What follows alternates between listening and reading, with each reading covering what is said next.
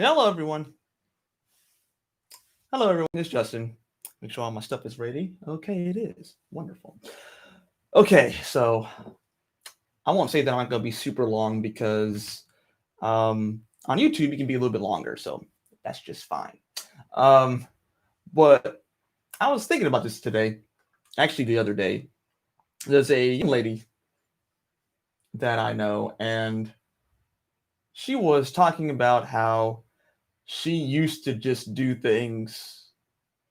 And now that she's learning to actually think for herself, she has basically said that she switched over politically to the opposite political spectrum or whatever you want to call it. And that wasn't anything like harrowing or bad for me. Again, my position is always on kingdom, the kingdom of God. If you're looking at that, that should be in your believer. That should be the perspective in which you always look at everything else under. But I realized that what really happened with her and what really happened with a lot of people is the same thing that's happening right now with progressives who are switching over versus conservatives who are switching over, is that you both sides create the other side. You know, both sides create the other side. So I'm more conservative, but at the same time, too, I recognize the total lack of emotional intelligence that is very, very prevalent within the conservative side. I mean, they create more progressives than any Democratic political campaign could ever hope to do. Why? Because work harder. What are you doing? That's stupid. Don't think that way. That's stupid. Etc. Etc. If someone said the wrong opinion, Meryl Streep, she is my phones in actor, she's not that great, as soon as someone says something, but then if Meryl Streep says something that is more on the conservative side, then man, her opinion is so valid, it's just these constant games, and really with the progressives and everything, they have a tendency to be like, everything's cool, everything's cool, everything's cool. It's like, wait a minute, my life sucks right now, and you're telling me that everything is cool, and I was like, and I don't think that it is. I think I need to be doing more in terms of just overcoming some stuff rather than accepting exactly where I am and then saying that everything is Gucci or I want to leave my destiny in the hands of someone else. So you see what I'm saying? So therefore they keep on feeding the other one. One wants more control, so they switch over to the conservative side. The other one wants, to have the emotional intelligence, to actually, hey, can you care about me for a second? Can you actually give me a freaking hug or something? Can you do that for me instead of telling me that I'm stupid and that I'm wrong all the time? We're not at court right now. The two just feed each other. So I find it very, very funny how both swear up and down that they're right when they're both creating the very problems that they see the other one have. So really, if these sides want perspective, conservatives, you can stand to be a little bit more emotionally intelligent. Not only helps your businesses anyway, not only helps your relationships out anyway. You can have and expect that from, it may not be all of us, but expect that from some of the people you may see on YouTube or may see on Fox or whatever it may be. They spend like 1 second saying, well, I understand, but this is wrong, this is wrong, this is wrong, this is wrong, this is wrong. You know what I'm saying? I'm not sitting there for it to be, this turned to a sack of jello. I'm not saying that either. Calm down. Use your brain. Think. There is a way to balance that out. But right now, you guys look like a bunch of unfeeling, emotionally unintelligent, you don't look human. You look like cyborgs most of the time. And on the progressive side, you can't leave yourself vulnerable and put yourself into the hands of everyone else. Because all that does is lead to more and more frustration, and the emotionally intelligent things that you want to do, there's another problem, there's another problem, there's another problem, there's another problem, and you can't regulate everyone's emotions. so that they behave in the way that you think that they should behave, because that's not realistic either. There's got to be some things that you can do or to receive or to overcome or to figure out and things like that, in order to actually find the balance that you're looking for, because you can't find it in other people. That's impossible. So you're going to be yelling at people to do things right forever, and you can't get them all. And I understand that you're reacting to just people just being harsh on you and saying that you got to be perfect and everything. We're not looking for perfection, but you got to start looking at the things that you can be responsible for. Those things are going to be your actions and your attitude, and then that's it. That's all that you can do. And I get the quest that you're trying to do to make sure that people are not just pounding into your head all the time, all the things that you're doing wrong. But there's got to be a balance with both of these things. So if you're monolithic in terms of these political stances that are out there, calm down. Seriously. It's like, seriously, think, use your brain. Do you really think that one side is the good guys and the other side are the bad guys? Do you really think that? That's not true. There's going to be the same thing that's happened with all this stuff. People who are riding the coattails of power, and then there's pretty much everyone else. That's it. That's it. So when people claim and swear up and down that religion was the worst thing in the world, right? Caused all the wars, blah, blah, blah, blah, blah, blah, blah. We've kind of integrated more into a less religious society for a little while now. And there's even more bloodshed than what was happening with religious conflicts combined. Okay? With the 20th century alone. So that can't be the problem.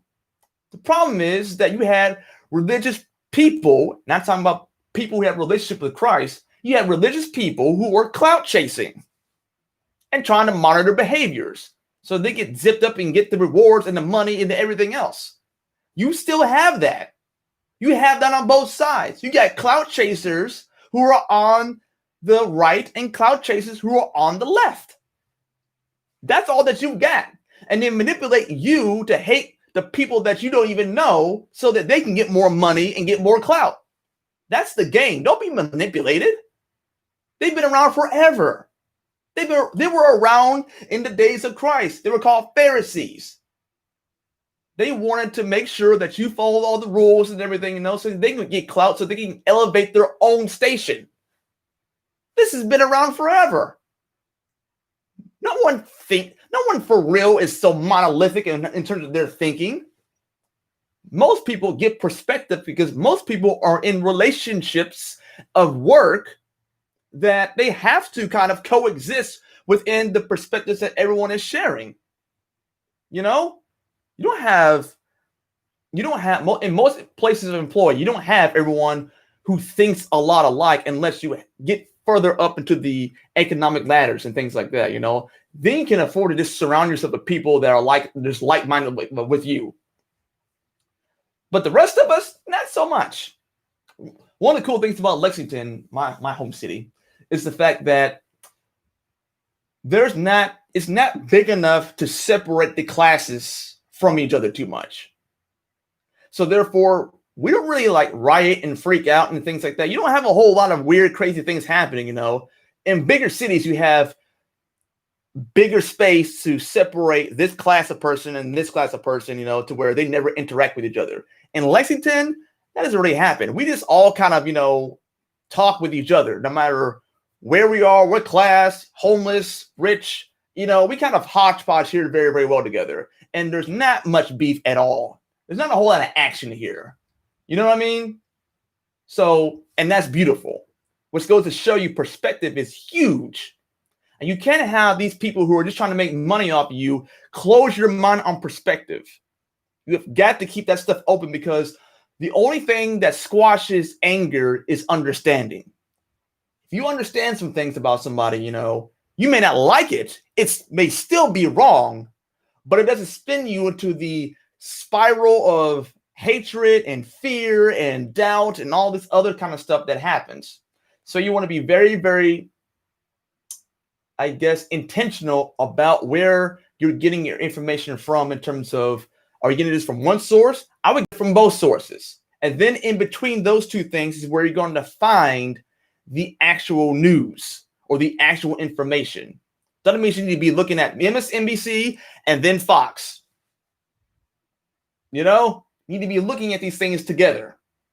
There's not a whole lot of other, conservative news outlets out there in the mainstream. So, but CNN used to be more down the middle, but, obviously, when your president's calling you a bunch of hacks and things like that, you're not going to be too unbiased, obviously, because I wouldn't have been. It would have been a full Eminem versus Benzino rat beef if I ran CNN, and that's exactly what it's turned into. So, but anyway, hopefully this makes sense.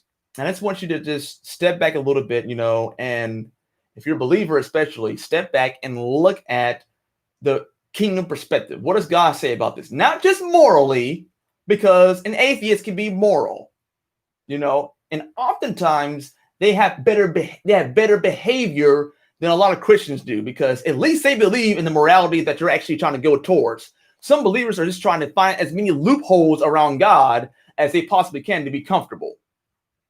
So again, think. We're not talking about moralism. We're talking about what's going to move the kingdom forward. What's going to move the agenda forward, because God chose the righteous and the unrighteous to move the kingdom forward. Read your Bible. Read that. Now, I hope to heavens to Betsy that you as a believer would be there to move the kingdom forward instead of him using people outside the body to move the kingdom forward. But he'll use both. So just don't get it twisted. Okay? Anyway, find the perspective of Christ in the midst of the storm. The reason why Peter sank in the boat or sank on the water is because it said that he began to look at the winds and the waves. His perspective was on the trouble. Your perspective should be on the king in front of you. So you really have to watch that. It's very, very simple to look at the waves and the winds. Very, very easy. It's all around you. It is much harder to look in, blinders on, and look at Christ. Very, very difficult to do that when you have the winds looking around you. But once you get into the habit of doing that, I'm telling you, your life will transform. It will transform. So get the perspective of the kingdom. And for anything outside of the kingdom, just get perspective on the other side. They're not terrible people. I know people who are left and I know people who are right. They're not terrible people. They have different experiences.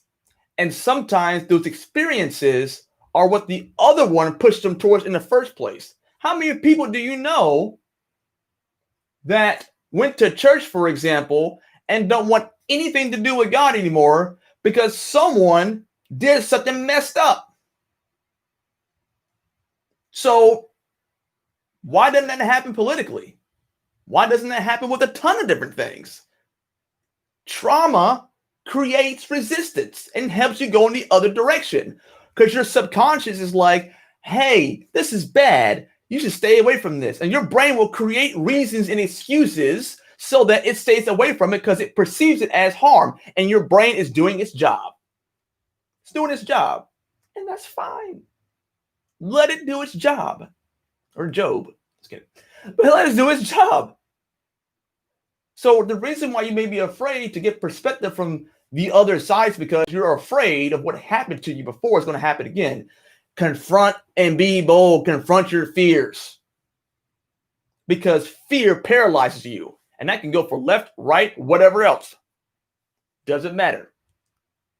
Get into the habit of confronting your fear, because freedom from fear is one of the most misunderstood, most underrated things in the entire world. Doesn't mean that you are not afraid ever, but it does mean it's not paralyzing you from moving forward in the things that you know you need to be moving forward in. Very, very important. Extraordinarily important. And Jesus says that perfect love casts out fear. Not hate, but fear. The reason why people do what they do a lot of times is because they're afraid. And they just react and, oh my God, blah, blah, blah. You know what I'm saying? Like, they freak out. They freak out. So don't be a person that freaks out. Be a person who loves, who's casting out the fear, who's going in the opposite direction of the fear, who's reacting to the fear and going, nope, I'm going this way. Think about it. Meditate on it. Pray on it. But just don't accept it. Just don't accept it. Because all that's going to happen is that everyone's going to keep on creating each other in terms of opposition because someone did something stupid, because they were afraid of something, and then there you go. So don't get it twisted. They're both feeding each other. You stand still for a second and meditate and think, okay, where do I actually stand on these things? Is it different? Where am I at? Where am I at with this? Where am I at with that? You know, and can I love this person despite their differences and see it and experience it and still love them despite the fact that I disagree with them? That's not too much to ask. I promise you it's not. So anyway, I'm going to go ahead and sign out here. I love you guys very, very much. Take care of one another if you would be so kind. And I'll catch you in the remix. Bye-bye.